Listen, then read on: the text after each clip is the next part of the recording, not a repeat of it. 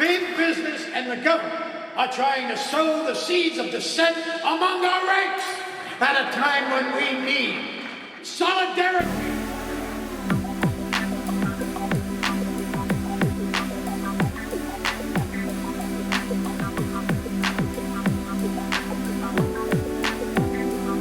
Gentlemen, I have a question for you. Well, given today's subject, You hear that or rather, fucking synth? Shut up. this is a question for both of you individually, but whoever wants to answer first can take their answer. Do you believe in America? No, Not really. Yeah, me neither. but it's quite a way to open a picture. Yeah, certainly. Very good way And to maybe a open the picture. podcast. Maybe. Hello, welcome. Hello, this is the Chronic Canon, This is a podcast, a movie podcast. not a podcast. Get A movie podcast. Emphasis on the T. because on the we ot. we smoke movies, but we talk weed. And we're live in our ears, but not in yours. And yours. And Someone sounds drunk today. if you don't like heat, get the fuck out. Goodbye, gabagool. You gotta Yeah. go. And that someone might be, I'm Brandon. I'm Jesse. I'm Frank. Wait, somebody might be that doesn't like heat. Did I miss something? No. He said Somebody might be that sounds doesn't like heat. What are you, Shakespeare? Not quite. No, more like Yoda. Yoda is Shakespeare.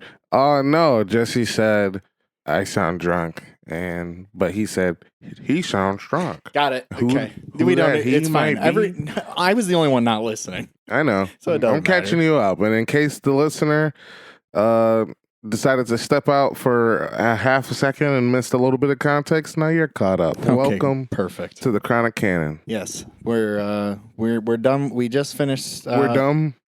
We are dumb. We are dumb. You should and never we're also listen. dumb. All right, let's run that down real quick. We're dumb. You shouldn't Yeah. listen to us. We have Don't. no idea what we're talking about. We spoil every movie ever made. Every year. Nobody's safe. We have Nobody's safe from the movie spoiling. We're not.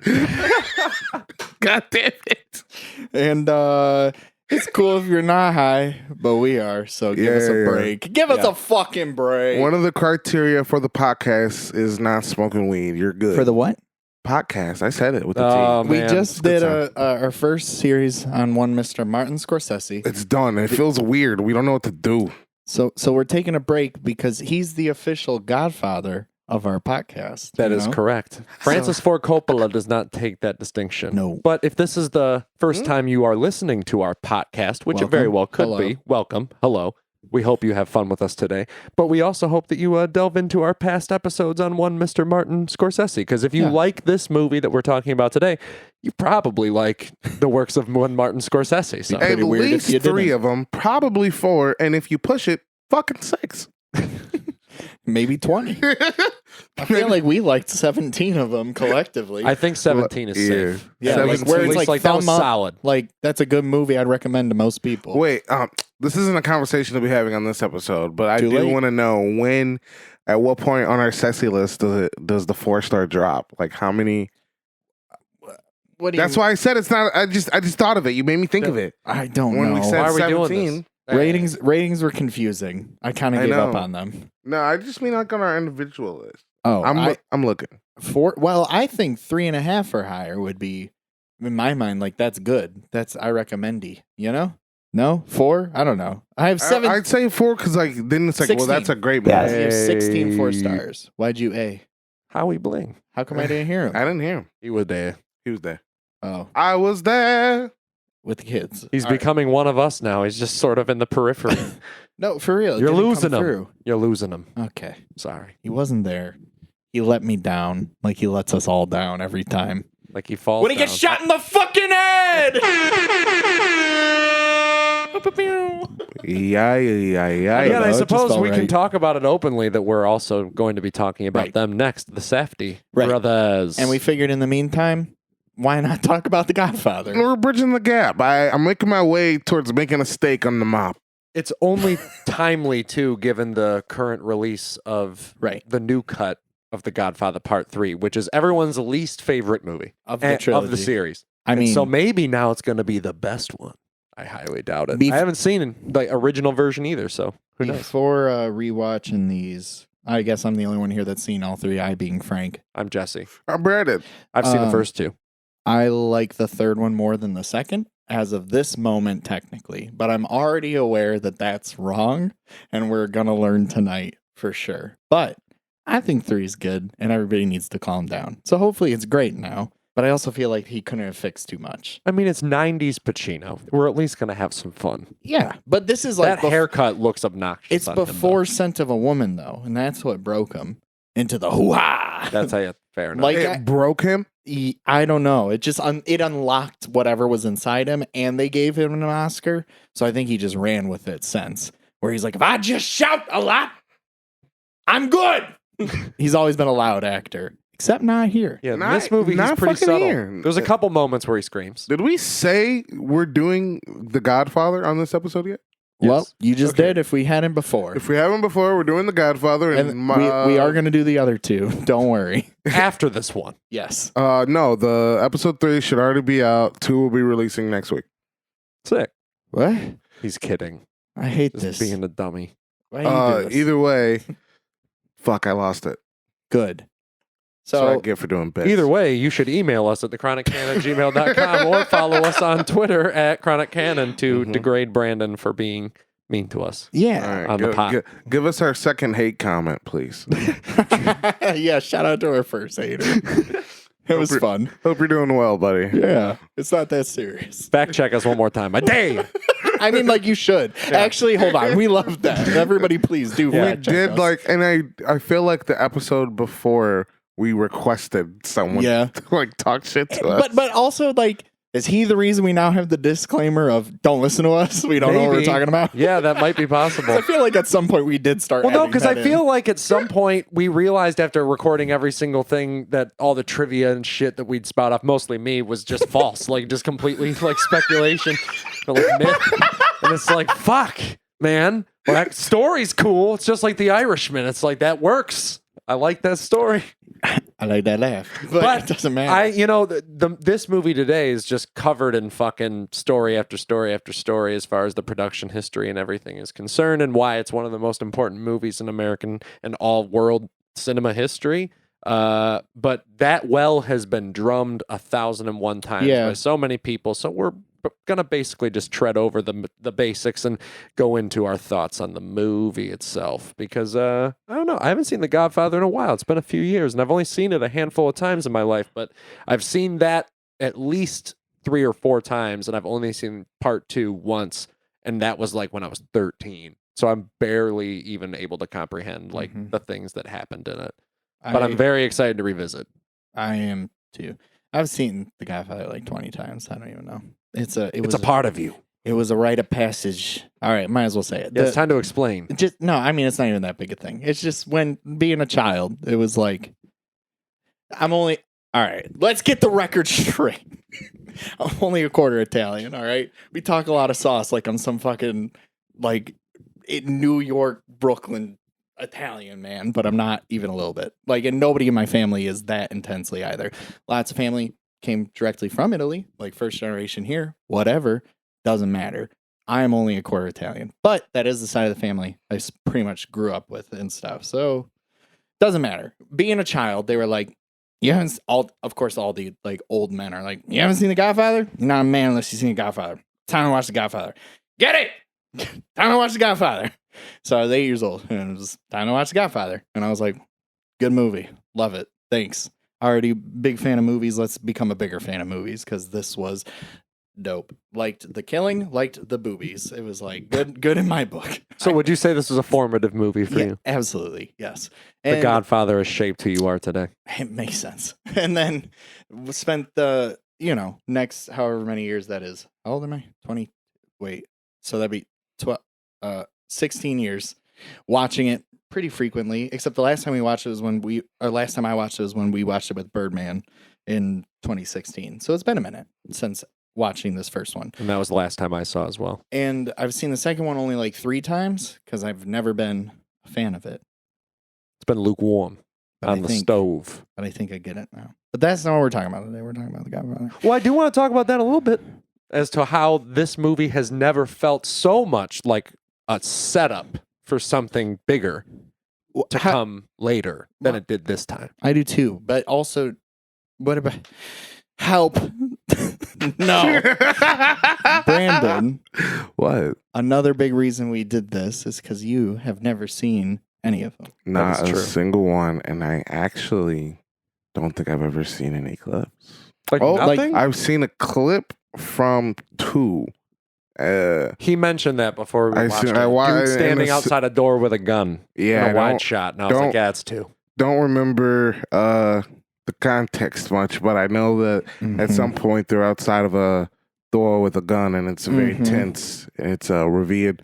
It sure fucking is. It's a revered moment. But from this movie, I knew jack shit about it, and I didn't think that Al Pacino would be like this. Like actually, so I don't know. This movie Be is like just what? like so quiet and reserved and like almost meek until he turns into it's fucking like crazy. But even Not then, crazy, just like in the eyes, he's very scary. Mhm. It's like I Intimidating. wouldn't want to have a conversation with that man. There's a fire in those eyes, a fire of the devil.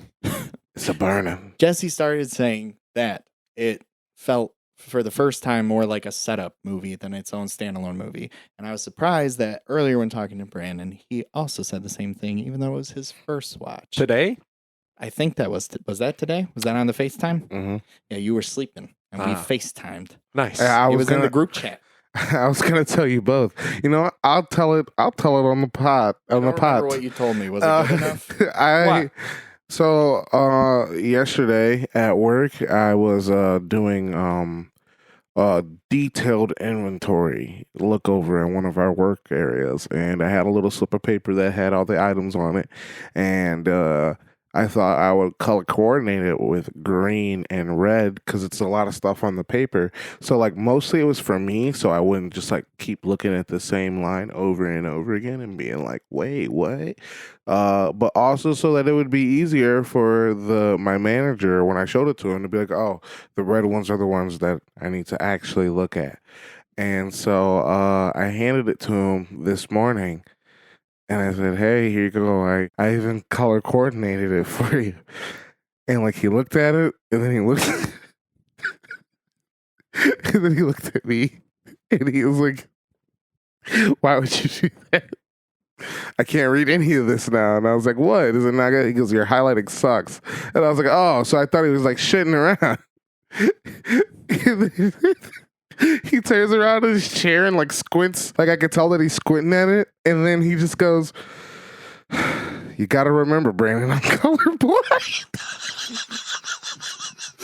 What's going on? What? So I tried. That's why you FaceTimed us. I started laughing so hard. I turned around and I was just like, I'm so sorry. He goes, it's fine. I was like, I forgot. I'm so sorry. So then I like left the work area as fast as I could, went down to like my other work area and tried to call you both and just be like, you guys. So I got the funny story and then the Godfather conversation made transition somehow. It was in there. Naturally. So And yeah, but I was saying, I was like, I don't know how this movie is necessarily like resting with me. Like, I think it's great and I had a wonderful time. That's why I rated and reviewed it the way that I did. But it's like, I haven't fully grasped it. And it just grasped it. It just feels like something that, you know, once I see 2, like it feels like it's all going to come together and I can more accurately judge 1 besides just being like, yeah, it was great. I loved it. Pacino, penis. You know? penis. I love it. There was no penis. I wish. You do. You know, and being that this is like my 20th watch, this is like the first time I honestly felt the same thing. Like, truthfully, I was like, hold on. This doesn't feel as like the absolute complete picture that I've always heralded it as. Because I used to say this is one of the few like perfect movies, minus the K stuff. K stuff has never been good. Feels like a lost It's opportunity. bad. Well, I just feel like the problem is Could've that been it's cool. not a Scorsese movie in the way that it follows so many different people for basically like a equally shared amount of time. Like it feels like everybody has equal amounts of screen time for the most part. Yeah. Brando probably gets the least amount of screen time, and he's the one who gets nominated for Best Actor and wins at the Academy Awards that year. So that's interesting. But I think that if this movie was exclusively following Michael, like, or at least predominantly following Michael, it would have been able to stand on its own a bit more as a solo The Godfather film, because the end still implies what ultimately becomes the inevitable in Godfather Part 2, where 2 is just an exploration of how he and his father's lives and trajectories are the same in one way or another. And speaking to the higher themes of American history and all that, and our government, capitalism. But I think that The Godfather 1 as its own movie still works if you don't think about 2 or 3. I haven't seen 3, so I definitely don't think about it. Yeah. But I mean, it still absolutely does. yeah, but I do feel like it needs more to feel as weighty as something like The Irishman, weirdly enough, does. But see, that's another film that, why I cited it as this is not a Scorsese film, and that's a pretty Frank Sheeran exclusive movie where even Pacino and Pesci are periphery characters, even though they're predominantly on screen. Frank Sheeran's the one always consuming the world that we're watching the movie through. So, but I mean, it's got to be because this is a movie about family, right? It's not just about Michael. Correct. Yes, It's about the world. It's about all the people and how they relate to one another. That's why it still works so well. Right. I just okay, there's two things I felt for the first time. Just that it felt more like I've always thought it's been one of the best balances of the two. What we talked about Scorsese maybe being the best balance of as a director, but the best balance of like an art film and entertainment. Like anybody can watch it, but is also just like the highest quality of like filmmaking actually made.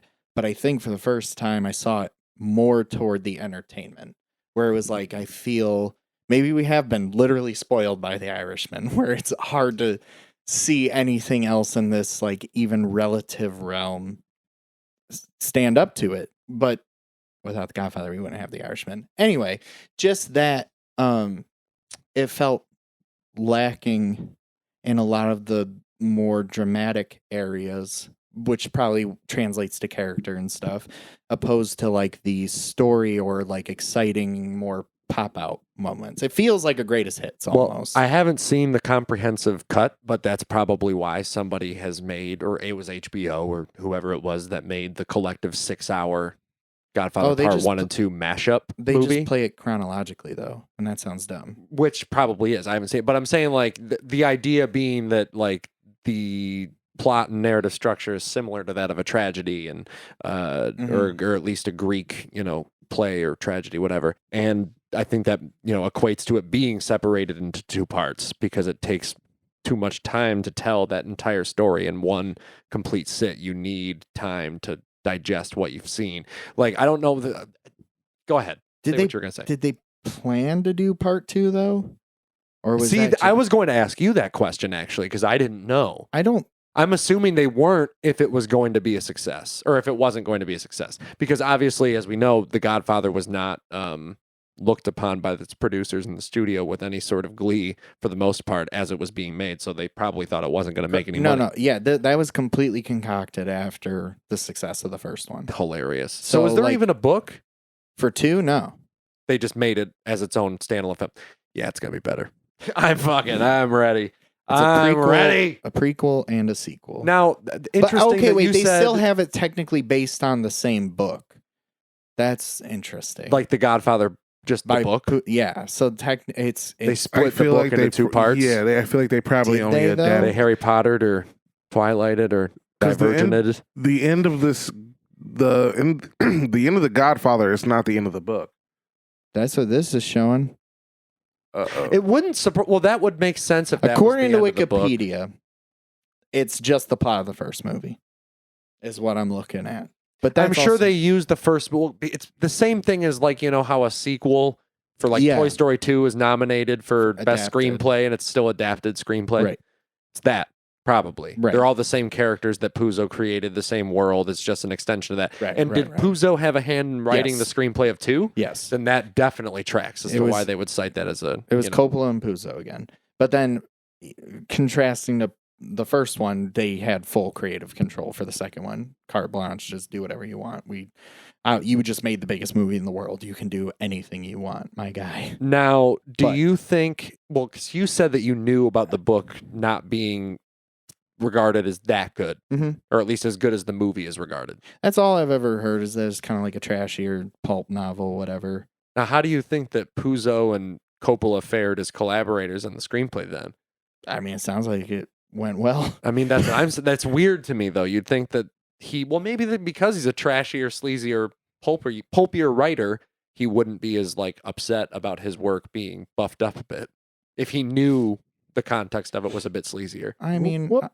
Go ahead. Well, like, what if? Well, how is it? It can't be that bad. It was world renowned. Right. It And was, like it was got a like bestseller. international Well, right, coverage. but I and mean, stuff. like fucking Valley of the Dolls was a huge fucking book, and that was regarded as something like 50 Shades of Grey. That's And then what I they was made a about to say. movie adaptation off of that book, hot off its release. Also, like this movie was, as we learned, similar to Love Story, which had been produced just before this came out. Were both #1 books in America at the time that they were released. Mhm. So like, Like they a were, phenomena. the book and the movie were like spreading like wildfire. I think 50 Shades of Grey is the ultimate example of like modern example of like, yeah, that was #1 forever and everybody read it, but it's like, it's not a good book. Like, what do you mean? It's trashy. Like, that's the whole appeal of it, you know? Sometimes that's what people want. Right. And so sure.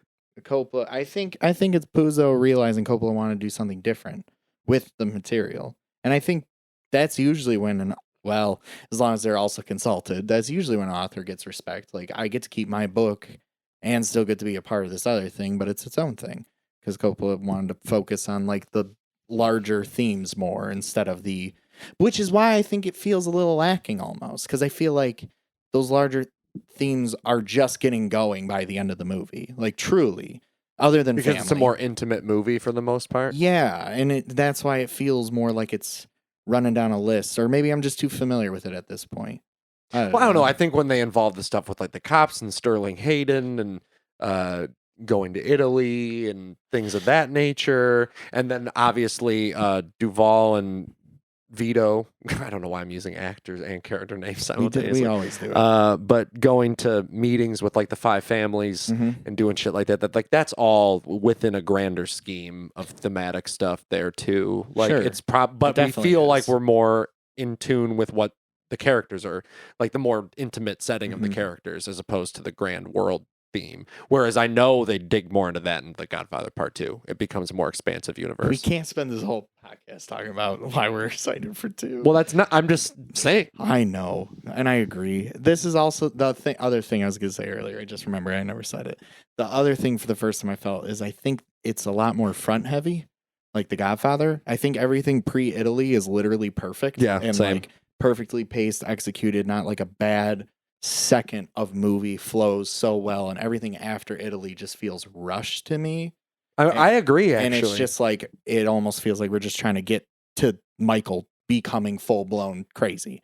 And it's like, we almost needs another hour, which is so insane. crazy. Well, maybe that's what 4 is. I don't know. 2 is for. I like it when you get a slow and steady first half, Yeah. and then the second half it's just like wow. But it's not even a wow. It feels like these dominoes are being set up, and then I'm just watching them true. all fall back, you're right. and it felt cool to me. And I feel like after 10 times, it's like, all right, sure. The first half is the most compelling shit, and the second half is just setting me up for 2, and I don't care. That's literally it. I have become jaded to the second half of The Godfather. All the like cool, memorable stuff's in the first half, and it's because it will never get old. The scene, None of it is will it get old. Is it a pizzeria that they're in, or is it just an like a Italian diner? restaurant. It's an Italian restaurant, yeah. That's so good. It's the best scene in movie history. Like, Now- quite literally, maybe. Al Pacino is one of the greatest actors alive. Yes. And we should Not we should just cherish alive, ever. We should cherish him a little bit more. We don't have to talk about it now, but I think Let's the talk best about part it. of the movie is at the end. Vito dying? No, the 5 assassinations? Yeah, Yeah, that's easy, though. shit's so good. It might be easy, but it's so I know, it's- good. It's a perfect climax. I had somebody comment on my review of The Godfather saying My that review. I apologize for not knowing off the top who it was, but No free clout. that sequence was apparently inspired by a similar sequence in a movie called Pale Flower, which is a film noir movie from Japan, I think, Yeah. in like the 60s. which I haven't seen, but it looks amazing, and I wouldn't be surprised if it like almost is identical to the Godfather sequence. Seems like some shit that they do. Oh yeah. But I mean, it works perfectly in The Godfather. Pacino acts the fuck out of that scene, and I think that's why it works so well, is because you have Pacino acting the way he's acting in that sequence at the end during the montage, and then you also think about him sitting in the restaurant with Sterling Hayden, and that look he gives as he's about to get up to go, or actually, he's about to get up to shoot him. He goes to the bathroom, then comes back, and we get that push in. With his eyes going a million miles a minute, and it's all the acting in the world. It's like the most acting and no acting. Well, that's like the ultimate decision moment. That's where you can actually decide the course of the rest of your life. Right. Am I going to do it or am I not going to do it? Him sitting at before he goes in the restaurant. No, at what point is he? Well, no, I'm pretty sure the whole time he's sitting there and like staring at the ground. He doesn't really look up at. They talk in Italian, and he does beat around where he's like kind of looking at him, kind of not, a little flighty. He's not staring at the ground the whole time. That whole sequence is very good. I think it's the best scene in the movie. And then there's the opening, right? I was gonna say the literal opening and the literal final moments too are two of the best things. Best ways to open and close the movie. And I believe in America, and don't ask me about my business. Vito's death scene too. Vito's death scene's up there for sure. I mean, some of Brando's best acting in that sequence. This is my first Marlon Brando movie. Really? Yeah. That's not that surprising. Yeah, I guess not. It was my first one too. Back when it was probably my first. So you're saying I'm a quarter Italian? Brando's not Italian. I just put Marlon Brandon. That's me. Oh, God damn it. Wait. Oh, it's Marlon Brando. Man, I was having dyslexia for a minute. I thought I was. I was like, Marlon Brando. Wait, I wasn't that wrong. What did I type wrong? I'm so tired. Marlon Brando. Okay, hold on. Oh, this is the first time, too. Lots of firsts this watch. I had a good time watching. It was fascinating to me for just being like, how have I seen this movie so many times and it feels different? But first time I thought Brando was the best performance in the movie. Really? Yeah. I used to think he was kind of overrated, and I never understood why everybody was obsessed with it. Like, why him? And I've always been Team Pacino of just like, that's acting, baby. I mean, I'm sure he takes it up 10 notches in the next movie. He's gotta. You see, all I had to do was put some water in my cheeks. And put the water in my cheeks. Isn't it cotton? Yeah, it's cotton balls. And I hold it there. And it gives me this signature voice. I'm gonna make him up. I can't refuse. I'll make him an offer. I'll make him an offer again. Like, he's the thing. I'll Okay. make him an offer. Jesus, you sounded French. I shall make him an offer.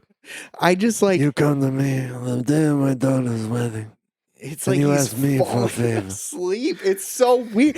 That's the thing that No, he's Well, being the studio choked out, hated it while they were slowly making the passing movie. out. They're like, he's mumbling. What is he doing? He's actually, it. He is the Joaquin Phoenix of his day. he is. Or Joaquin Phoenix is the Marlon Brando of our day. I'm such an asshole. Well, Fuck old people. yeah, for sure. Actually, Brando does some cool fucking He's- king shit when this movie comes out, though. Yeah, get shot in the back. Mm, no. What are we talking? What are you talking about? and whatever. Go ahead. What happens? He After- won when he won the Oscar. He didn't accept it. Oh, sent the Native American woman? Yeah. That turned out to be a paid actress. But still, very cool. I mean, she was Native American at the least because we thought for a long time, or she's half or something. Maybe. There's we looked it up at work one day, and it was like, it's fine. Yeah, He still did good. yeah. I was like, It even a if dope she was move. fucking white, she said the shit. She said the shit. She said But the she shit. wasn't. And then at least not fully. But he fucking is just but he is making some crazy fucking choices in this movie, and I don't understand how nobody talks about that. They're just like, he's so iconic. He's so great. It's like, but think about that. If you were on that set and he's walking around talking like this, "Will you come back?" And he'll just randomly scream for no reason, like when he slaps Johnny Fontaine. Act like a man. Yeah. Why? It's like, what is he doing? And it all works somehow because I feel like he makes a real person and he is just sitting there like, I'm the Don and this is what I would do. I'm gonna slap this motherfucker around, like act like a man. I don't know. Or when he shoots down Sonny during the 5 family meeting and he's like, don't you ever talk? I can't do it that good of a Brandon. Don't you ever talk when it's not your turn. I can't do it right now. Don't you ever talk when it's not your turn. Or whatever he says to him. And it's dope. And it's fucking weird. It's one of the weirdest performances I think I've ever seen. Incredibly weird. You know what? I just watched it yesterday. It's the only reason or 2 days ago. The Rebel Without a Cause, James Dean, same thing. Weird fucking performance. They're just, very similar performers. Well, yeah, he's his idol. Makes sense. But it's just like, what are you doing? And how did anybody just stand there and be like, this is good?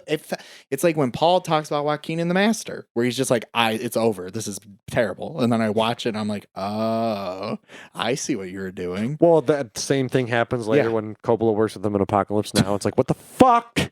Even more doing? than this. And he's not memorizing dialogue. I'm sure that was a problem They here, have too. cue cards for most of the scenes in The Godfather. But that was apparently a problem for Brando Brando? his entire career. Like, he has a very hard time memorizing dialogue. That's just But always like you a can thing. see it in some scenes, and it still fucking works. I It's never just- noticed. Well, once you know, you can see him kind of just randomly start looking off, and it's like, you're reading them cards. God, and you know what sold it for me after the whole opening, and I think being with Brandon helps. You know, somebody's first genuine reactions to a movie that's like so ingrained. It's like, right now I'm remembering why this is magical, at least a little bit. And you were commenting about the fear and respect that he just gets and his commanding performance, no matter how fucking weird it is. It's the scene when he recovers and he's like, "Where's Michael? Oh, Where's yeah. Michael?" And then when he finds out, he like shoos him away because he can't, and it looks like he's about to break down. I was like, there it is. Now I get it. For the first time, I was like, Brando's my king. Who's your guys' king from this movie? I mean, Pacino and Brando are both probably Yeah, but who? top tier. It's probably Brando, All right. simply because of the fact that the iconography, there's a reason for that. Yeah. You know? Yeah. Why so often the hits are the people's best songs? Yeah. Because it's good. Can't beat it. What? Pacino. Yeah, I figured.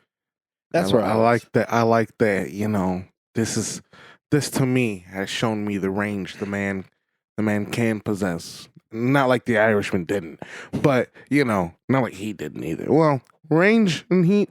I don't know about that. Well, yeah, there's so much. Either way, Pacino in this movie like caught me off guard, and he was somebody that I very quickly overlooked in the beginning, which I think they want you to do. Is just like, Yes. oh yeah, it's the army boy and his girlfriend. You know, he doesn't really come up anymore, and then he totally does.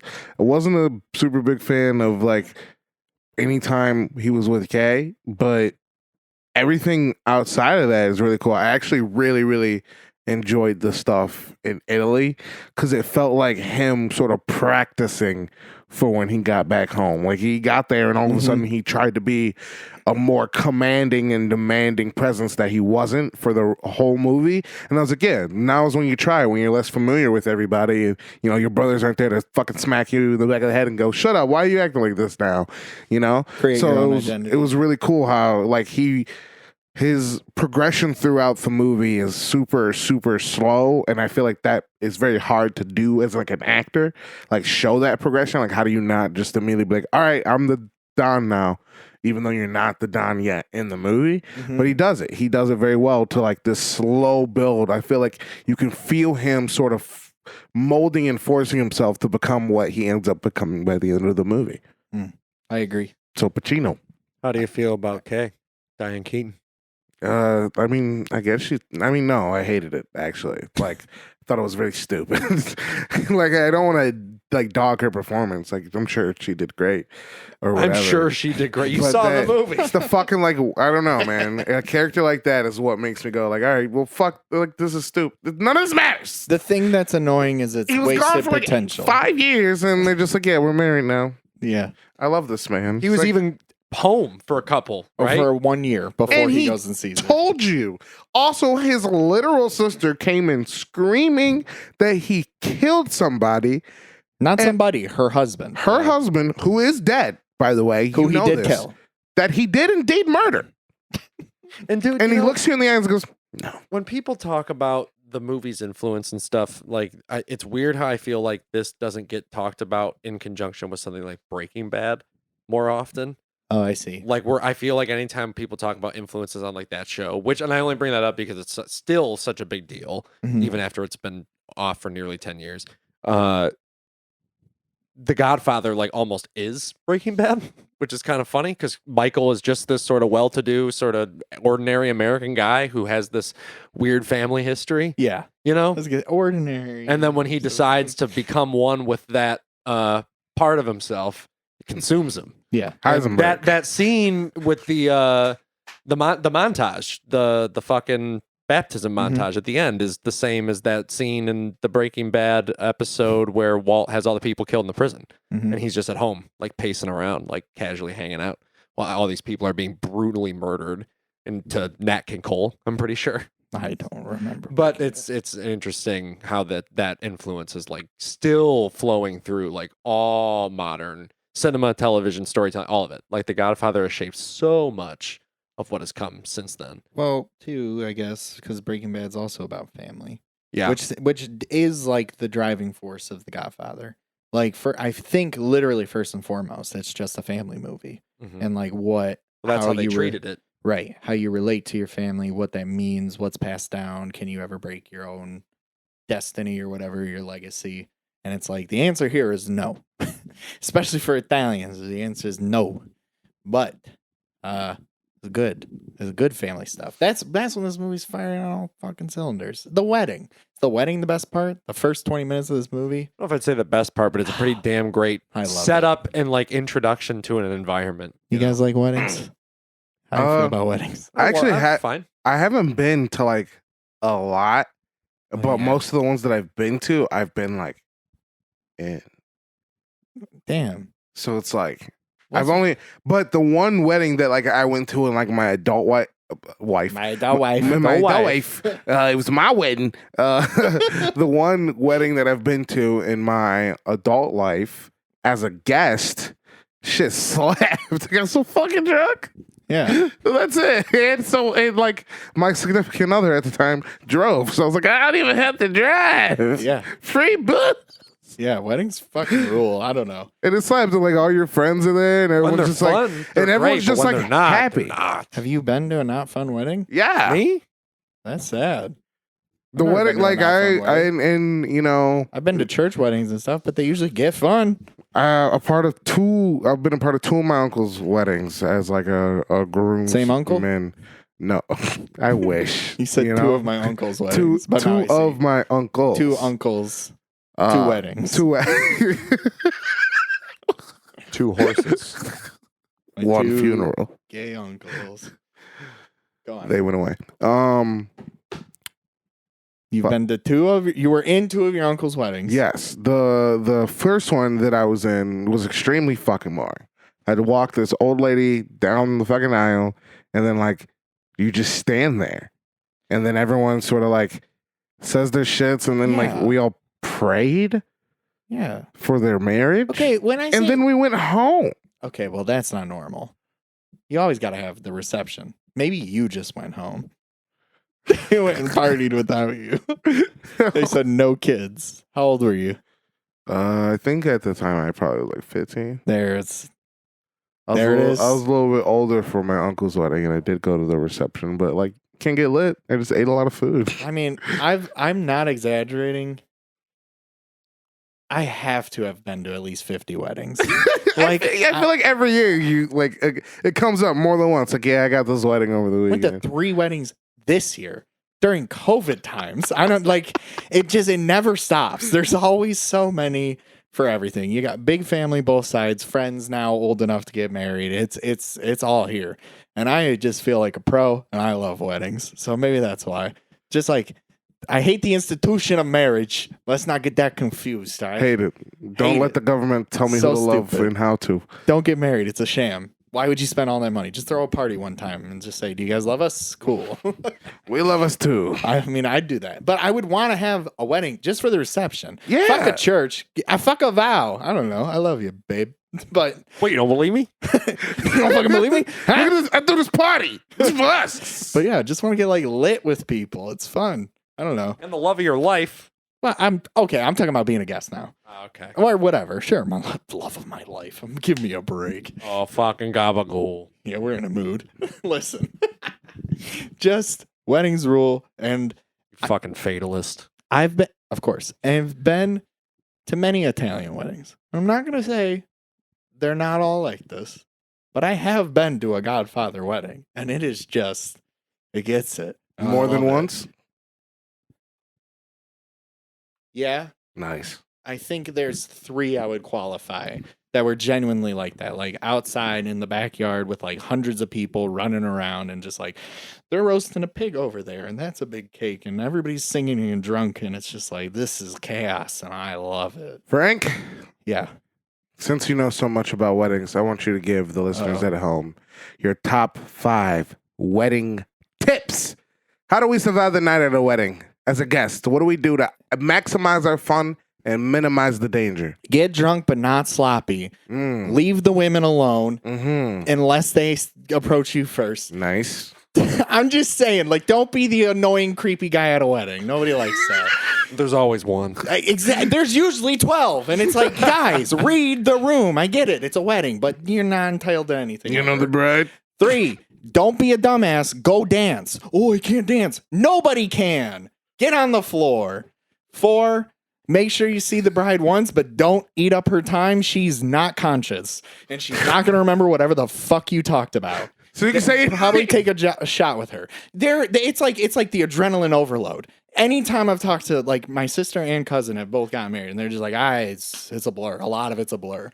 5, final tip: when in doubt, try to be impressing grandma. Just think about that, okay? Especially if you're a date. Just try to think that's your motivation. Impress grandma, okay? All right, last one too. If you're giving a speech, nobody wants to hear it. Just keep it short and sweet. We love a long emotional one. Most of the time, you're not delivering the one you think you are. I'm sorry. Most people are really bad at speeches, and it's unfortunate. Like, I get it. It's a big day. You want to commemorate your people. Just try to keep it on the shorter side unless you are a certified public speaker. Thank you very much. This has been my tips for weddings. I love the beginning of this movie, and it definitely acclimates you to the world perfectly.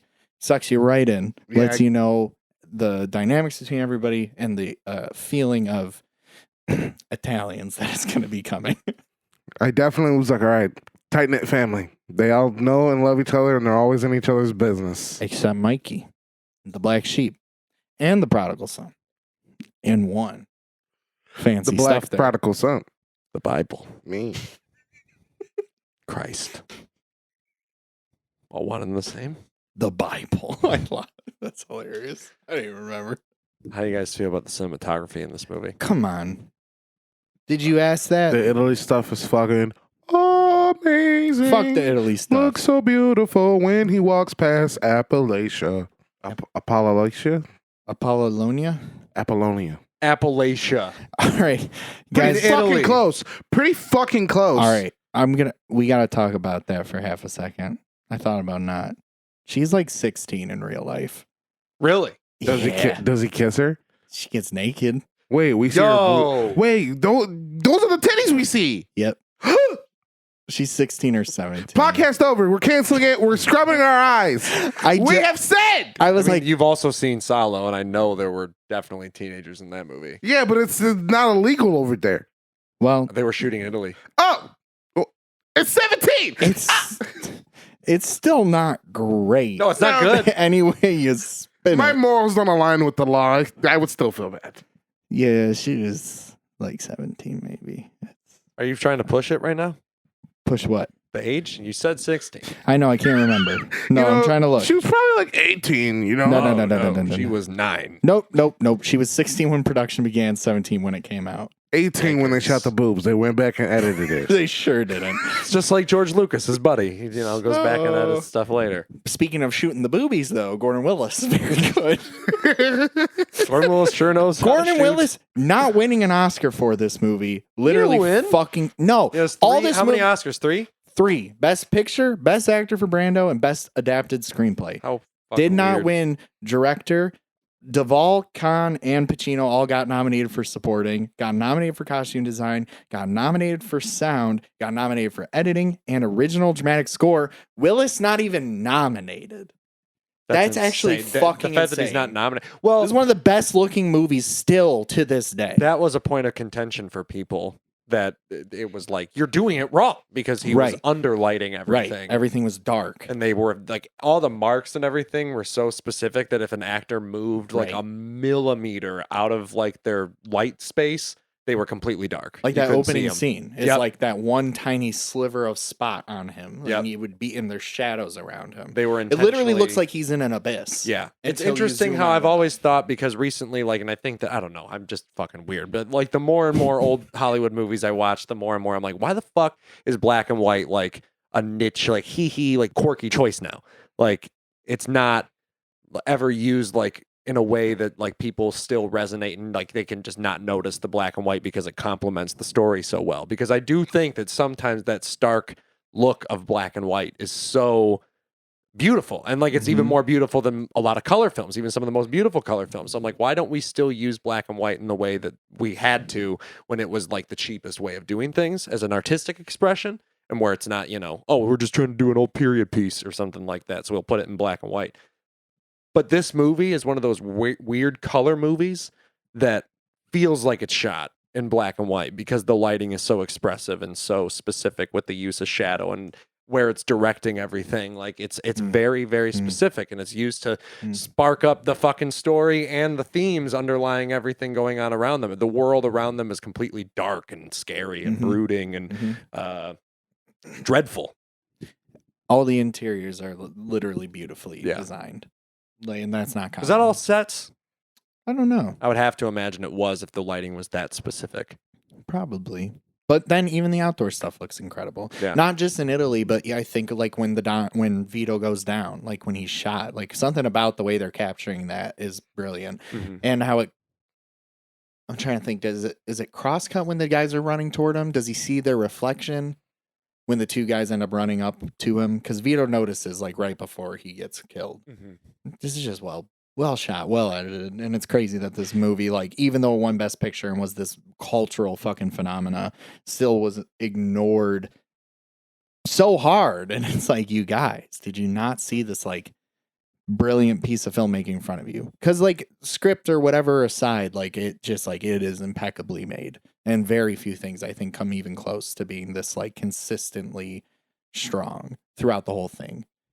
It's kind of crazy how many movies from that era and earlier especially were all like disregarded basically as being not that big a deal.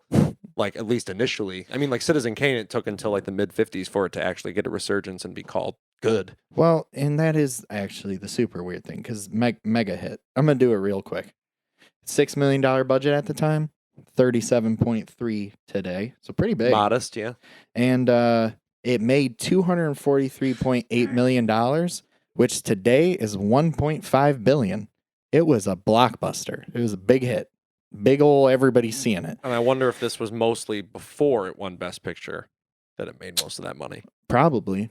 Yeah, it was like instant huge deal for audiences. So I guess that's the weird thing. Audiences were more on board than For a critics. 3-hour mob movie. 'Cause there was nothing else like it. It's so strange to think that there was a time before The Godfather and Martin Scorsese like cemented what the mob movie meant to the American zeitgeist at the very least, because you can't really think about many mob movies before The Godfather.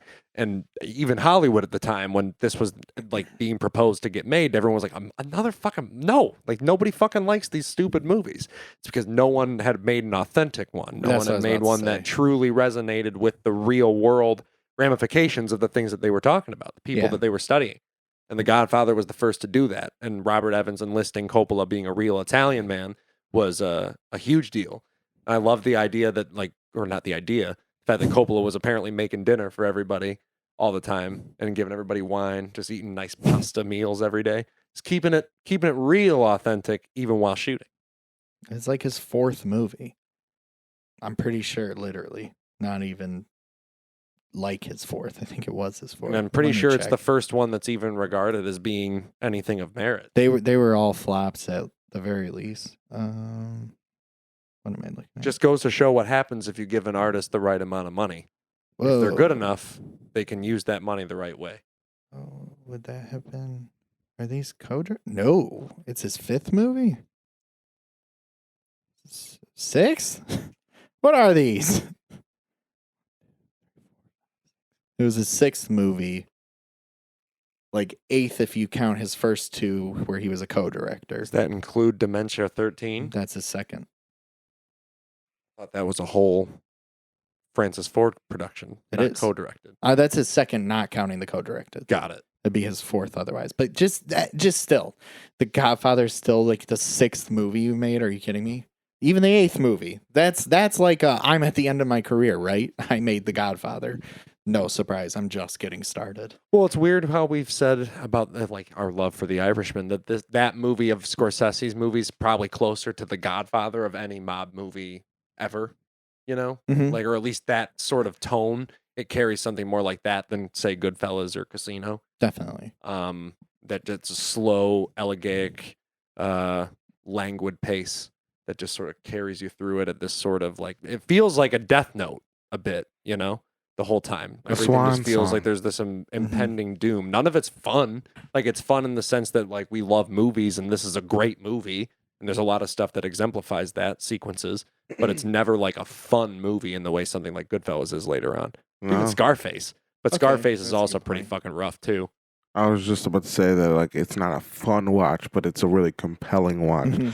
And I Yes. don't know. I feel like even Irishman, like, there's at least, you know, the bits of comedy that are sprinkled in there, intentional or otherwise, make it a little bit more fun to watch up until it really starts digging into you near the end.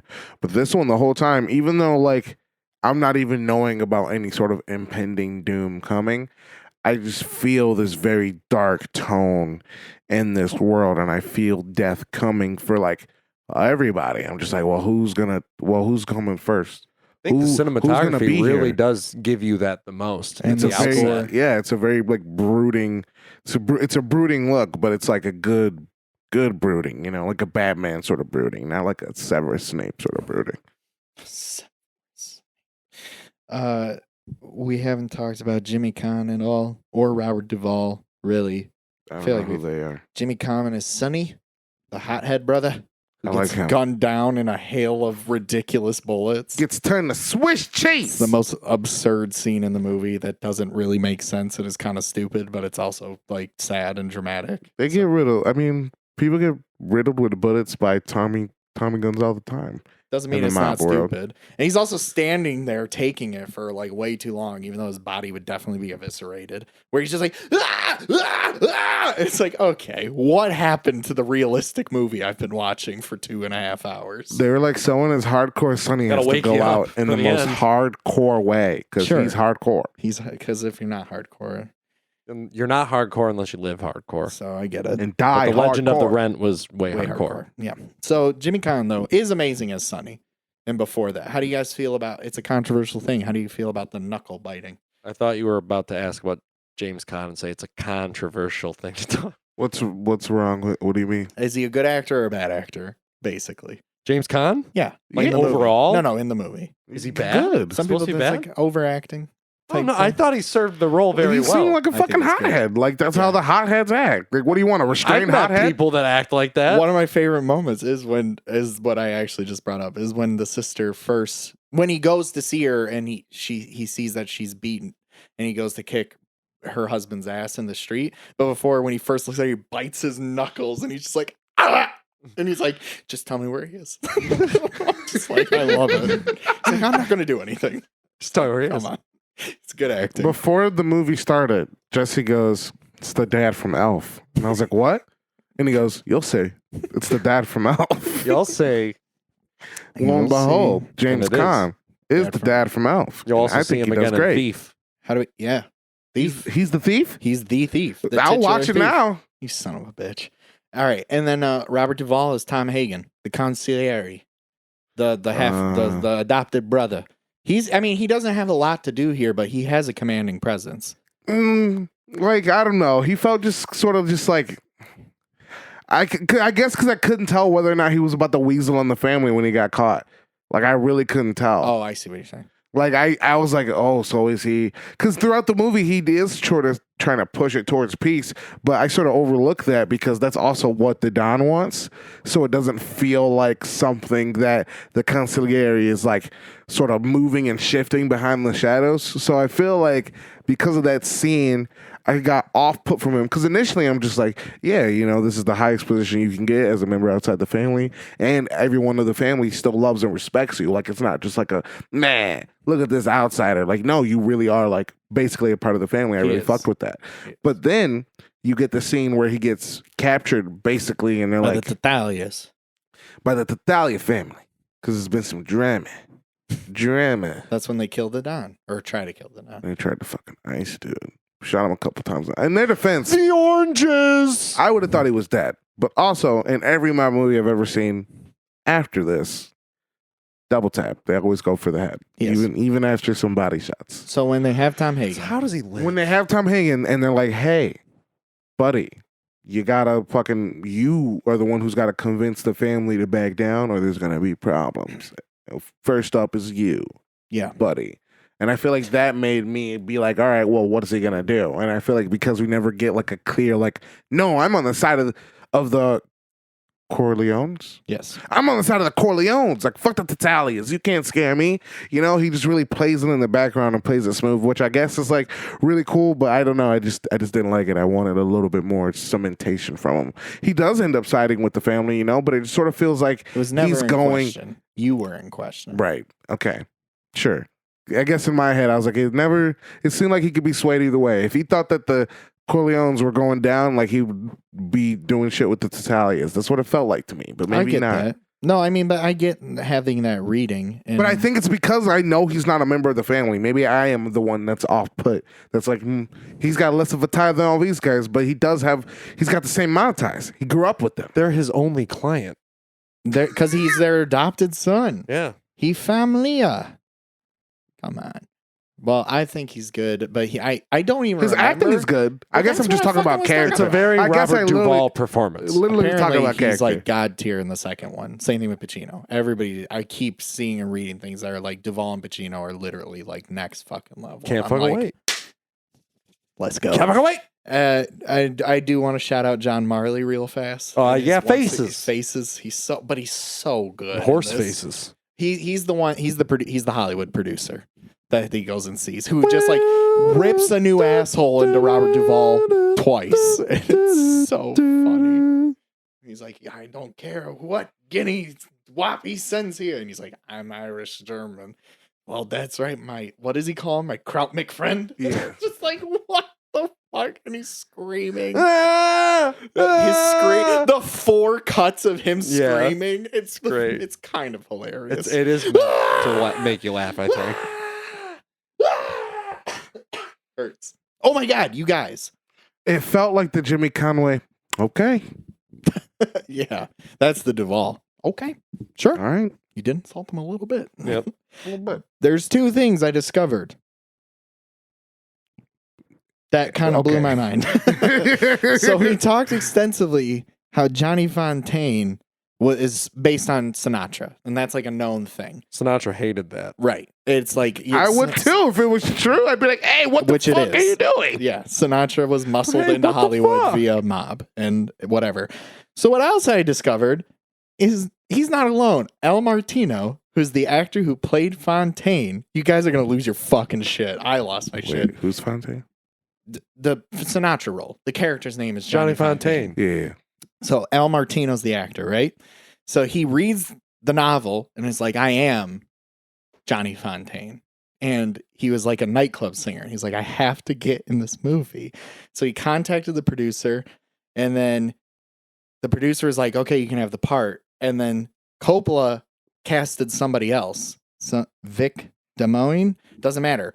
Martino went to his godfather, Russell Buffalino, who started connections in the paper to say that Coppola didn't know that he already had the part, and just like announced that Al Martino was going to be in The Godfather. Hilarious. And the other guy dropped out because he's like, I'm not fucking with the mob. Buffalinos. Yeah.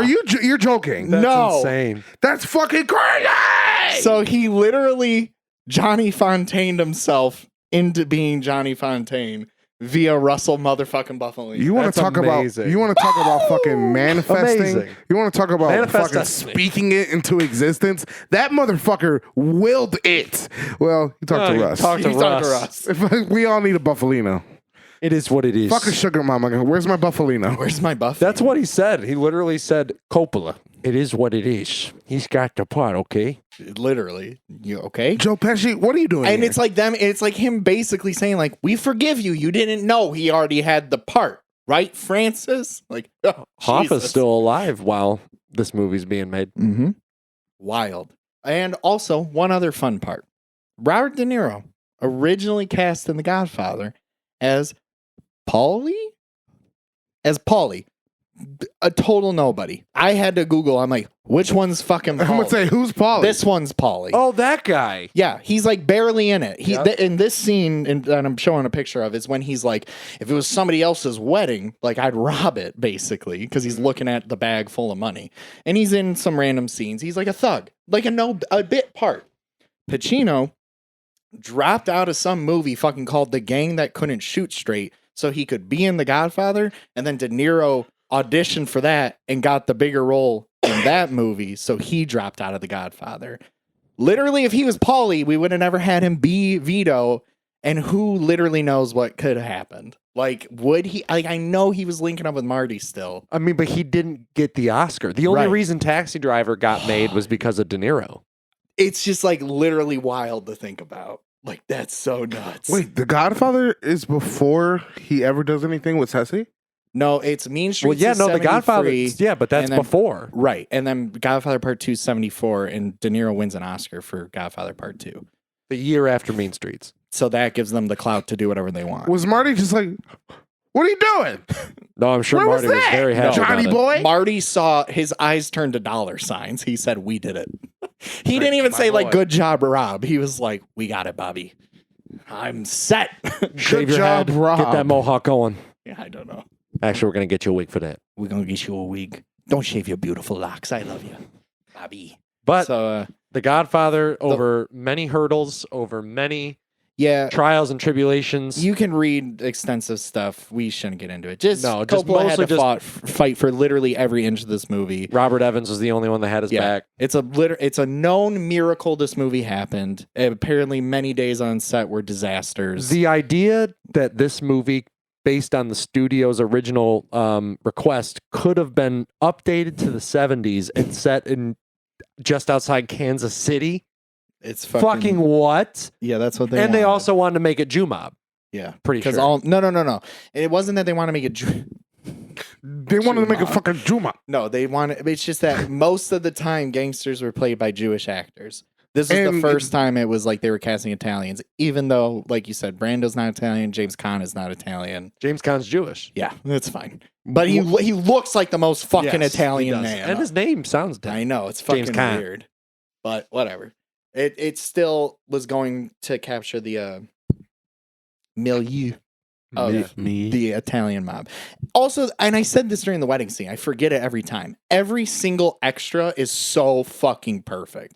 Everybody looks like a real person who would like be at that wedding. Like it's would, a documentary. yeah, would be in that restaurant. Like nobody looks like a fucking actor. It literally looks like they just walked into households and were like, come here. Like you're in this movie now. And I love it. It's just like, that's what this is about. Instead of like some stupid cattle call of wannabe actors in fucking LA and just like, why are there so many beautiful people in this movie? Like, fuck that. It's real. Does it feel like a documentary to you guys? The movie? Yeah. I think certain elements of it, Yeah. but not the movie overall. No, not Friedkin overall. wasn't directing. Coppola was. Yeah, man, it feels like I don't know, it feels like a very American story. It As is. Italian as it is, it feels like something that's cemented in like America and fueled by America's dreams. I was saying that Coppola downstairs when we were talking about this movie Coppola's earlier. downstairs. Bring him up. Coppola is like an equivalent to Wells in a way, and just like he's trying to, and I talked about how he's like similar to how PTA approached There Will Be Blood, where they were just trying to make the best movie ever made, especially through that 70s stretch. Is just between the Godfather, The Conversation, Godfather Part 2, Apocalypse Now. He has a basically fucking home run streak of fucking just masterpiece after masterpiece after masterpiece. Wins Best Picture twice, nominated all four. It's wins at fucking Cannes nuts. for Apocalypse Now. Yeah. Fucking unreal. But about he as good as it carries can that go. boisterous energy. He literally is trying to make the best movie ever made with this movie. And Which, you can like, feel it shouldn't in you? every frame. Think about that all the time. Shouldn't that be the goal? I've never really understood. It's like, are you not trying to make the best movie ever made? Anytime you make a movie, like kind of like, why would you want to make like I hope I make an okay movie, at least like the best movie of the year, right? Shouldn't that be your motivation? Like, why would you go into a movie being like, I hope it's okay and people at least like it? Like, yeah, I guess at least, but wouldn't you want to be like, I hope I'm making my best movie. I'm hoping I'm making the best movie anybody sees this year. I don't know. I feel like that's a double-edged fucking sword, man. You Sure. could be disappointing yourself pretty quick. Yeah, but I'm going to disappoint myself no matter what, so I might as well go for the best. Okay, yeah, like you. I don't think that everybody's like, yeah, I'm gonna make the best movie of the year. To me, it's Fuck just like, it. what's the fucking point if it's not going to be in the conversation? Yeah. at To you. least? But I also feel like artistic. Well, who are we expression- talking about here? Artistic Give me an expression yeah. is definitely a thing, and gun. people, sometimes feel the need to create art, and it's more so as a release for them that they hope Yeah. others get to enjoy. Okay. So it's like, Like me do you- oh, you too, but then you also have this Okay. fuel of like wanting to be like, all right, well, if I'm gonna do this, then I'm doing it better than all you fuckers, or at least I'm Well, gonna try. no, okay, that isn't the. I guess the true. Okay, you're right. I mean, sometimes I think about that, but not really, because like I don't know what I'm doing yet. But probably one day I'm gonna get like that. But I do think, shouldn't you always be at least trying to make your best movie? Like Sure. you should always be like, this is going to be my It's best like movie. saying you should be the best you that you can But then be. it sounds like, I don't know, what if you do make something that is like objectively like great and amazing movie, and then it's like, what? I don't get to make movies after that because I've already done the best I'll ever do? That Kinda. like, no, because that's, I don't know, I guess Or it you got to be depends- trying to top it. It depends on, I guess, what movies and film like mean to you. If you're Yeah. just trying to, if you're trying to change the world, sure. If you're trying to change the world and change cinema and, change society even, then you're always going to be trying to better yourself on every run. And when you feel like you've done the best, why keep trying if you've already put your message out there? But I feel like a lot of directors and a lot of auteurs and shit in general make movies as personal expressions to themselves and also as messages to the public. And I feel like if Spike Lee stopped making movies after Do the Right Thing, I feel like there would be so much shit that he'd see and be like, oh, fuck. I could have talked about that. I know I'm not going to top Do the Right Thing, though, so I don't want to talk about that. Yeah, but I don't think he ever believed that. I maybe he does now. Maybe in retrospect. Maybe in retrospect. But I feel like at the time he was certain he was going to do more. every time the person that makes the greatest thing ever made, or what it's regarded as at the time, makes that thing, of course they think they're going to make something better. Right. Because if they didn't, they wouldn't keep going. I was going to say, actually, everything you were just ranting about, Coppola is the one person who put it into perspective for me to calm down one time when Jesse and I watched Heart of Darkness, whenever that was. That's the doc about the making of Apocalypse Now. There's Based a point, off the book Heart of Darkness. right? So there's a point where he's screaming about like, "Oh no, I'm going to win the Nobel Peace Prize because of this movie." And I was like, "Uh-oh, I've said that before." Just like sitting in an apartment high off my ass, like that's what I want to do with a movie. And then seeing him ranting and raving and sounding like a lunatic, I was like, "Right. We got to calm down a little bit." Got it. Thanks, Francis. Like, I don't want to become that, and I easily could. I don't Where think he's like, he literally loses his mind making Apocalypse Now. It's fucking bananas. And he's screaming, "My movie is Vietnam!" Like, where's the Peace Prize? And it's like, calm down, Francis. Seems like he's calmed down now. Yeah, he seems to be having a good time making his wine. I understand. He doesn't sound like that. That was Javier Bardem. I straight In up No sounded Country like for Old Javier. Men. Yeah. I don't think that what you're I don't think that what you were saying before, though, is necessarily a bad thing. You should always striving to better yourself and stuff like that. But I don't want people to stop making their Yeah, art. of course, me neither. Like I want to, Just do better. like what if you make your best movie and then you think you're making your shit movie and then that turns out that's your best movie. See, but that's also a nightmare to me. I think about the Luca. That's what I was literally about to say. I was Yeah. like, Luca, what if he stopped? No, but his Wouldn't get climax. no, but I'm talking. Not climax. Sorry, Suspiria. I know, but then there's that devastation that the thing he like haphazardly decided to join is gonna definitely be the thing he's remembered for forever, and his lifelong passion project is generally disregarded and ignored. I don't know how you deal with that. So you just give up. You make another one. You don't make movies. Fuck it, I quit. I'm done. Fuck it. I don't know. That's none of that's to do with The Godfather. Well, I was about to Kinda. say, does anyone have anything else to say about The Godfather? It's weird. Everybody's talking No, about I The feel like I'm going to Godfather. end up talking more about The Godfather in the next episode. Well, I think Which the is next stupid. episode will probably round out our truer thoughts of the Yeah, series as a it's- whole. I Like I would- said, if all three of us walked away with the opinion that that wasn't complete, then it feels like the second one is what we need to truly round out our opinions on the whole. Yeah, even if it ends up being, oh no, The Godfather is better and was complete, whatever, and we didn't need to. Like, no matter what, two affirms the opinion.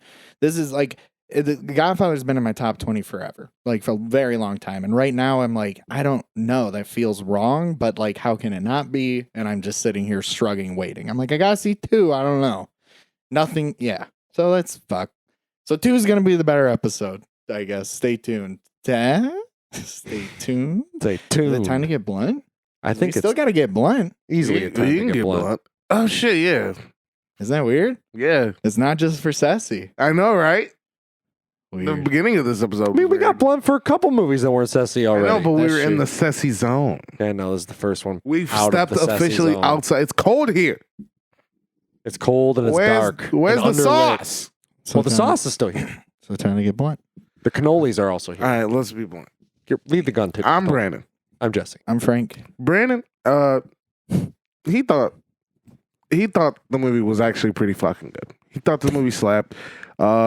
He even gave it 5 stars because every mob movie that he's loved up until this point wouldn't you literally have to acknowledge like what sets the precedent. And it's like, yeah, I might love The Irishman more than I love this movie. I might even love Goodfellas more than I love this movie, maybe.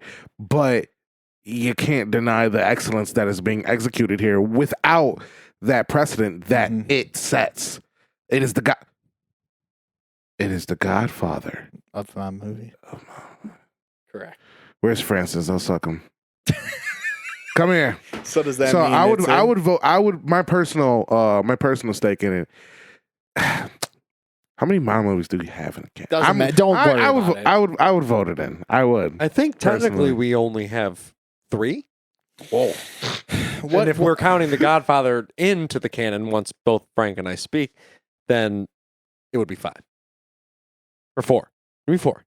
Italian. No, it's Italian. 4, it's 4 Italian. right now. Mean Streets is Goodfellas. The Departed also I is a said mob Italian. movie. Okay. And then Irishman. Does Wolf of Wall Street count? No, that's literally not mob. Why would I It say feels that? like a mob movie, but it's, not a crime. mob movie. Yeah. It's because it's crime. Yeah, it's crime. It's crime. White So collar. we have 4 mob movies. Departed fucking counts. But regardless, This would be 5. do you feel If- mob fatigue? Mob fatigue? No. No. Mob Maybe if I slaps. watch a mob movie like after this and it sucks, but like Well, you're about to. so. Literally right after this. Well, it might not suck. That's what you guys just made it sound like. Right. I said if I watched a mob movie after this and it sucked, Yeah, I thought you maybe. said slapped. Jesse, where you at? I mean, The Godfather's always been one of my favorites. I've loved The Godfather since I was young. It was a formative movie for the cinephile part of me, Mhm. the part of me that I still annoyingly carry with me to this day. But I think that I mean, it's like Brandon said. The proof is in the pudding. When you watch the movie, it just is what it is. It is so good. It is objectively a very well-made movie and a very well-paced movie, and just like holds on to so much of what we hold dear. A super fast about- 3 hours. Yeah, about film, like about cinema, about like the whole reason that we go to the movies. The Godfather gives the goods. Like it's just got it. It is the cannoli that we take away with us when we walk out of the theater. But at that same token, I think to say that you don't like this movie would be totally fair, totally valid, whatever. Because I get it. It is a very specific movie. It is dated in its own weird ways. Like I think it has weird like sections that I feel like don't it doesn't feel. But that's the thing is like that's why I want to see 2 is because I'm like it doesn't feel complete. There was something about it that just felt like it was lacking in something for me. But I know that that's because The Godfather hasn't always been held in my regard as like, oh, this is one of the greatest movies of all time. Like, this is the best movie ever. It's definitely up there in my top 100 movies, but I wouldn't say that it's like one of the ones that totally changed the game for me, even though I think that it was one of the movies that opened my eyes to the grand whole of cinema. But it is an undeniable work. Okay. So are you voting it in? Oh, certainly. It is in the canon if you're asking me. I am asking you. You get a vote, don't you? Yes, I do. Then, yeah. So That's I all vote there is yes. to So it. that does nearly complete the cycle. Yeah, no, it's a very important. Prophecy is almost complete, It's Frank. a very important movie to me personally and filmically, like as a cinephile and as a human being. Formative movie in both ways. There was no way I was never not going to say, yes, this should be in the canon. So it is in the canon. Congratulations, Mr. Coppola. But it's not perfect, but it still might as well be. Is almost how I feel. Like It's weird because like I feel like having just watched this like almost within the same I think actually I did watch this in the same 24-hour period as Citizen Kane. That's crazy. But nearly what are touted as 2 of the greatest movies ever made. For some reason, like the latter, Citizen Kane, holds like this weird, like even further resonance with me, where The Godfather, like for some reason, doesn't hold that resonance that I feel like it does for you, though, Frank. Like I feel like this movie does carry a very personal tie to you, but I think that it's also in that Italian DNA that this movie just innately Quarter of it. is a part of. but the quarter that I identify with, you know, like I'm a You know what I'm saying? Like it was a gabagoo. never once. We got to watch talked The about Sopranos. I don't know. Maybe that's after this. That's too much of a commitment for me. So The ending is cool. So it's in the the in the ending of canon. what? Sopranos. Yeah, it's a great ending. I know that. Mhm. I don't even need to watch it. So what's the point? I don't know. Fuck. Yeah, Godfather's in the canon. Godfather Part 1 is Part in the 1 is canon. in the camp. Well, The Godfather. And we will find out if The Godfather Part 2 makes it next week. Boys, Yeah. I was wondering. So this is a movie about the mom, right? Yes. But at the same time, it's also a movie about family. It's about the Yes. Corleones. But it's also a movie about the mom. So I was wondering, what other movies are in your guys' zeitgeist, per se, that, you know, as presented on the surface level is a completely different movie, but you can still break it down and say, well, this is definitely also about family. Like in theaters, it's not like the family movie Yes, yeah, coming yeah. to theater. Yeah. But at the same time, it's like, yeah, it's clearly about the familial relationship and obligations and shit. Jesse, you got some? Yeah, got anything? I mean, It's a Wonderful Life is the chief example there. But I mean, I don't know. There's probably a couple other movies in that conversation. Yeah, and It's a Wonderful Life is like a borderline one. Is it about family duty exclusively? No, I mean, there's But way that's more like going on. Right. That's why it's like, I feel like, to me, that's the driving force, but so is it in The Godfather. So, Right, yeah. but what else you got? Some people think the driving force of It's a Wonderful Life is Christmas. Which is absurd, actually. I thought it was a Christmas movie. I mean, it's definitely a Christmas-centric movie. Right, but it's not literally ever really about Christmas or No. anything. It's Christmas just- is the backdrop. yeah, at one point. The same way The Mob is the backdrop for The Godfather. Do you have any other answers or? Uncut Gems. Okay. What? Uncut Gems is about family. Is it? Yeah, oh yeah. How? How Howie is trying to navigate through his family. Okay. Sure. Good answer. First movie I saw on my shelf. Okay, so you don't have any other ones at No. the moment? Okay. I don't think that that for some reason that subject doesn't necessarily resonate with me as much. Apparently, from looking through the movies I've graded the highest, it's like, none of these movies are really about family, except for the number one and the few that we've talked about. Like what else? What Irishman, Oh, okay. Godfather, Yeah. you know, Yeah. mob movies pretty much in general Yeah, are pretty much about Goodfellas. family, surrogate family, Right. you know, Right. Those are the obvious ones. right. Family The shit. Sandlot, I was gonna- Heavyweights, I was gonna bring up Everybody Wants Some. Everybody Wants That's Some, the adult version. Dazed of and the Confused. Sandlot. But Yeah. those are also movies about friends, because then you could say Superbad. Well, it's okay. So there's there is a difference though, because I don't think Dazed and Confused feels like family. That's about hanging out and friends and stuff. Everybody Wants Some. It's like that's Being a a team team. coming together, which I think that's more specific to the family. Familial. Right. Because if you're not close, if you don't have a familial bond, you can't achieve the thing that they're all there for. Mhm. Where Dazed and Confused is definitely more just like hanging out, brother. Even though they are similar movies for sure. Yeah. I got a wacky one. What you got? Manhunter. Cool. I mean, What? it is about him wanting to protect his family, truthfully, and that's why he's Ah. afraid of himself. And Possession. that's a great family movie. Just kidding. Is that yeah, it is family. I forgot about their son.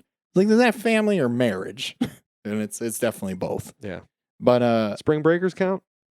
yeah, Cool. kinda. Let's say it does. I guess a little. Close enough. Yeah, I mean, Surrogate family. I think you're supposed to be defending these, but we'll just go with it. I can't defend anything, man. Okay. So good. E2 Mama Tambien? Sort of. Actually, I feel like that's the feeling that movie gives me, which is why it's so painful in the end, because it's about love and family and how those Raging things Bull, tear I mean, is apart. another example. Raging probably. Bull actually is a good one. I didn't even think about that. I mean, yeah, no, it definitely is. So this is a weird, like, abstract. What were your examples, Brandon? Well, the one that's closest to It's a Wonderful Life, I would say, is Shoplifters, because like it is about I mean, family. yeah, that is But objectively it's a also family like movie. about squatters and shit like that, squatters' rights, and You could probably also talk about stuff like that. Parasite too, Yeah. in that regard. But Shoplifters is a really good. It has some and family stuff in general. I know you say you don't resonate with it. Family stuff for some reason it feels random, but like it always can end up hitting me really hard. And I think it's because of like the weird, like not at all like fucked up, but just like weird relationship and like disconnect that I do have with my family. So I feel like I really do feel that whole like you got to make your own family with those around you and shit like that. So that does resonate with me in movies. So I got some weird ones like Wreck-It Ralph, the first one. Yeah. Like that one is, like that to me is about like finding your own family and familial obligation and like your own path, and maybe like other people have different ideas for what you should do, but you want to follow. This is my dream, Dad.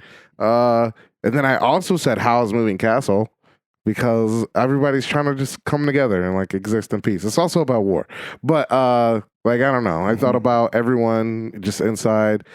Thinking about Howl, the old lady, the fire, and the little boy, and how even the scarecrow, all just like trying to be together and all trying to survive in their own way, and they can do so together. Thought of a couple more. What you got? Back to back, John Ford, The Grapes of Wrath, and How Green Was My Valley. Both pretty family centric movies, using a backdrop of society and the very specific society that each of those movies study. And then also The Magnificent Amberson, something I watched very recently, which is in a way similar to The Godfather, but more melodramatic and almost soapy in the way that it handles it. But it's supposed to sort of be a mosaic of America using this family as the metaphorical representation of all the facets, basically. The first one I thought of what made me even want to do this prompt was There Will Be Blood.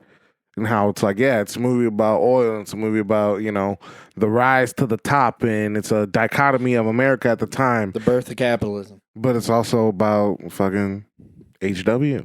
Yeah, I was actually you mentioned that earlier, and it made me realize I think all of PTA's movies, it's just like one long journey of love, the quest for love and the creation of family.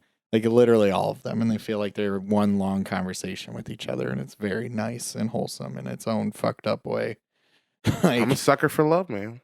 Well, then why haven't we watched them all yet? I know. We'll get there. I like the ones I've seen a lot. But there's even more. Actually, not really. You're really just missing the master, which upsets me. It doesn't matter. Which we is were about really family. close, but then we almost got evicted. We were literally going to sit down and watch it. And then we almost got evicted. We're like, I'm not in the mood to do nothing now. Yeah. Understandable, I guess. It's just like there's only 8. Whatever. All his movies, though. Definitely. Even Boogie Nights. That's the obvious one. That one I don't care for that much, so I don't. Goodfellas too. Whatever. Right. I think we said that. Goodfellas. Like all the mobster ones, truthfully. Dude, The And Revenant. Okay. Are we done? Leo has a son. But is Troll 2. I think that's the ultimate family I picture. can't even joke. No jokes allowed. No. Podcast over. Troll We're done. 2 wasn't a joke. No. It's time for The Godfather Part 2. He had to tighten his belt by one loop so he didn't feel hunger pains, and his wife and sister should do likewise. Thank you for listening. We hope that you enjoyed this. I guess. I don't know. I fucking relate to Michael Corleone a lot. I forgot to say that. I'm saying now. Bada bing. Bada boom. Let's go. I'm Frank. Luca Brasi was nervous when he met Oh, Marlon Brando. Luca! Luca fucking rules, and we never even said his name once. Nope. What You about ever talked about Luca Carboni? Brasi? No! What the fuck are you talking I about? love him. Luca Brasi was the actor that played Luca Brasi was very nervous to work with Brando. So that scene where he's like fucking up talking to him is real because he doesn't like he can't act in front of him. He's so nervous, and so they wrote in that scene where he's like rehearsing after because they were like, we'll make that a part of his character, It's so good. which it is. It's perfect. You'd think that would have been in the original script because that idea itself is genius. He's such a good character. He's such a good boy. Dies for Poor them Luca. Corleones. Poor Luca. Many But anyway. people die for them Yeah. Corleones. Luca Brasi. We never and I'm talked Jesse. about fucking. It doesn't matter. It's fine. The sister. We like never even brought her up other than she got beat.